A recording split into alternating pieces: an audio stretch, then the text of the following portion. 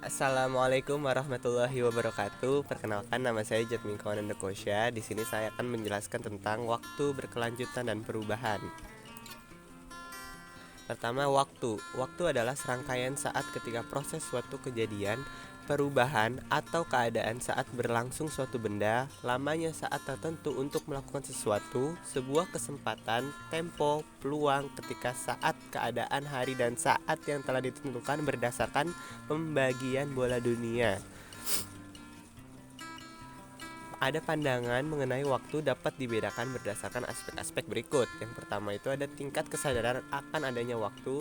Ini adalah tanda paling umum, yang mana di satu sisi ditunjukkan oleh obsesi mengenai waktu, aliran waktu, berlalunya waktu, keterbatasan waktu dengan pepatah waktu adalah uang.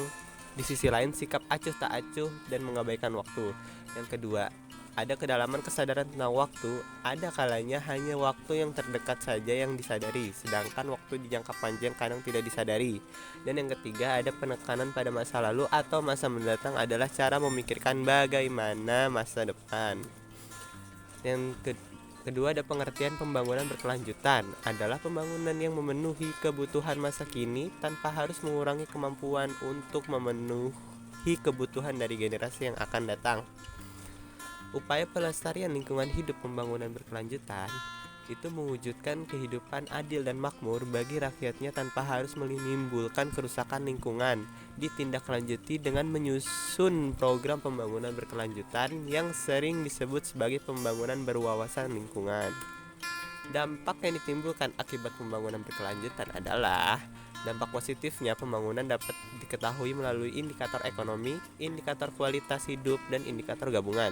Sedangkan negatifnya itu pada umumnya ditandai dengan kerusakan lahan seperti pengundulan hutan, pengerasan lahan, pencemaran, pemanasan global, dan pelapisan ozon. Ciri-ciri pembangunan berwawasan lingkungan antara lain, yang pertama, dilakukan dengan perencanaan yang matang dengan mengetahui dan memahami kekuatan, kelemahan, peluang, dan ancaman yang dimiliki serta akan timbulnya kemudian hari. Memperhatikan daya dukung lingkungan sehingga dapat menunjukkan kesinambungan pembangunan, meminimalisasi dampak pencemaran dan kerusakan lingkungan, dan yang terakhir melibatkan partisipasi warga masyarakat, khususnya masyarakat yang berada di sekitar lokasi pembangunan. Yang ketiga itu ada perubahan sosial, adalah bentuk peralihan yang merubah tata kehidupan masyarakat yang berlangsung terus-menerus karena sifat sosialnya yang dinamis dan bisa berubah. Karena pada hakikatnya manusia tidak bisa berhenti pada satu titik tertentu sepanjang yang masa, artinya mereka akan selalu mengalami perubahan. Nah, ini ada proses terjadinya perubahan sosial. Yang pertama ada difusi, proses penyebaran berbagai unsur pembentuk sosial dan kebudayaan, yakni berupa ide, keyakinan, dan hal lainnya.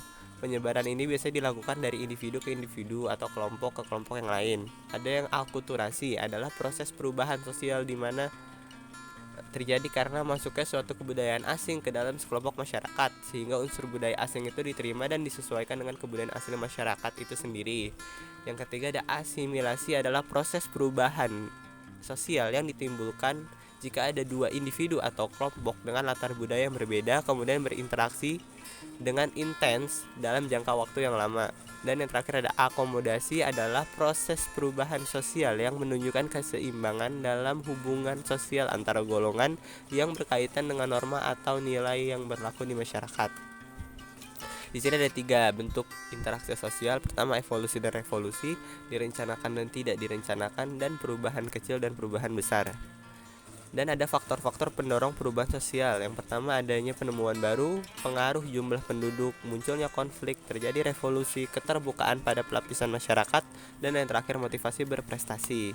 Mungkin itu saja yang dapat saya sampaikan. Terima kasih, mohon maaf. Wassalamualaikum warahmatullahi wabarakatuh.